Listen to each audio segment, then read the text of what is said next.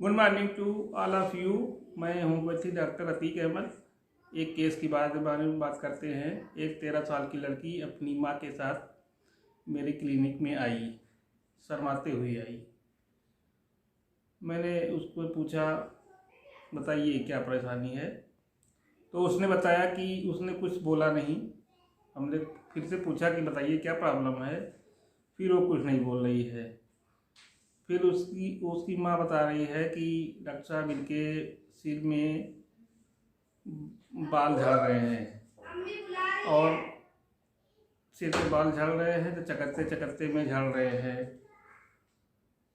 तो हमने पूछा कि सिर के बाल झड़ रहे हैं, तो वो बोल नहीं रही, बल्कि जो है हाँ मैं सिर ऐसे हिला के उत्तर दे रही है। तो फिर हमने पूछा अच्छा और क्या प्रॉब्लम है। फिर उसने बताया कि जो है ना, सिर ऐसे हिला के ना में उत्तर दे रही है, कुछ बोल नहीं रही है। फिर हमने पूछा अच्छा पेट में कोई प्रॉब्लम तो है, पेट में दर्द तो नहीं हो रहा है। तो फिर जो है नाम यहाँ उत्तर हिला के दे रही है, नाम सिर हिला के उत्तर दे रही है और कुछ बोल नहीं रही है। तो फिर उसकी माँ ने बताया कि डॉक्टर साहब, इनका केवल सिर के बाल झड़ रहे हैं और ये इसी को लेके आजकल बहुत टेंशन में रहती है और इनको कोई परेशानी नहीं है, ना ये किसी से बात करती है, ना खाना पीना खाती हैं। कुछ बोलो तो बहुत ज़्यादा कुछ कहो तो कहती है उनसे बात मत करिए, हम बहुत टेंशन में रहते हैं। तो ये केस रहा इतनी देर का। इस केस में आप क्या देखेंगे? इस केस में मैंने ऑब्ज़र्व किया कि जब वो मेरे क्लिनिक में इंटर की तो वो शर्माते हुए इंटर की, और जितनी देर मेरी क्लिनिक में बैठी थी वो शर्माते हुए बात कर रही थी, शर्माते हुए बैठी थी और बोल कुछ नहीं रही थी। और जितना भी आंसर दिया उसने जो है सिर हिला के हाँ ना में उत्तर दिया है। तो इस केस में अगर एनालिसिस करें तो इसमें जो है दो रूब्रिक्स हमने देखा, टिमेटी बाइसफुल और दूसरा रूब्रिक्स है आंसर नोडिंग बाई।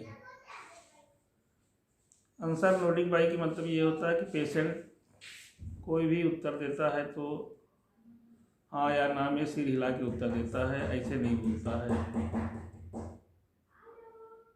ठीक। और तो फिर हमने इसको जो है इसी दो रूब्रिक्स के आधार पे पल्साटिला 1 में 3 खुराक दिया, 10-10 मिनट के डिफरेंस पे 3 खुराक खाने के लिए दिया। उसके बाद 1 हफ्ते बाद हमने बुलाया। 1 हफ्ते बाद जब पेशेंट आई तो हम देखे कि उसका जो है एक्टिविटी भी थोड़ा से कम था और अब टेंशनाइज भी नहीं थी, टेंशन पूरा उसका ख़त्म हो चुका है। और उसकी माँ बताई कि भैया अब ये ठीक से रह रही है, खा पी रही है, टेंशन नहीं लेती है। हमने उससे पूछा तो हाँ बताई कि अब टेंशन नहीं रहता है। इस बार बोली भी, इसके पहले उसने बोला नहीं था, एक बार भी नहीं बोला था।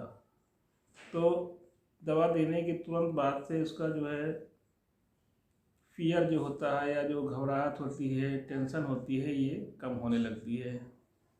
और उसके बाद फिर वो पर्टिकुलर ऑर्गन पे दवा एक्ट करती है। तो 1 हफ्ते में इसकी जो है टेंशन थी और जो प्रॉब्लम थी वो काफ़ी कम हो गई थी। फिर 15 दिन की हमने जो है एसएल दिया, उसके बाद फिर 15 दिन बाद बुलाया तो आई।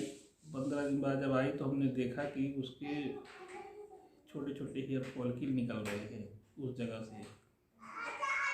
तो हमको भी अच्छा लगा कि इतना छोटा केस में इस तरीके से रिजल्ट मिल रहा है माइंड सेक्शन से। फिर इस तरीके से ये केस जो है 6 महीने तक लगभग चला और उसमें उस जगह पे बाल आ गए, पेशेंट भी बहुत खुश थे। तो इस तरीके केस में हमने देखा कि ऑब्जर्वेशनल के जो सिम्टम होते हैं वो बहुत महत्वपूर्ण हैं और ऑब्जर्वेशनल सिम्टम कभी मोस्टली गलत नहीं होते हैं क्योंकि वो अपने द्वारा देखे रहते हैं। कंफर्म रहते हैं और इस आधार पे दवा भी 100% से मिनिमम निकलती है।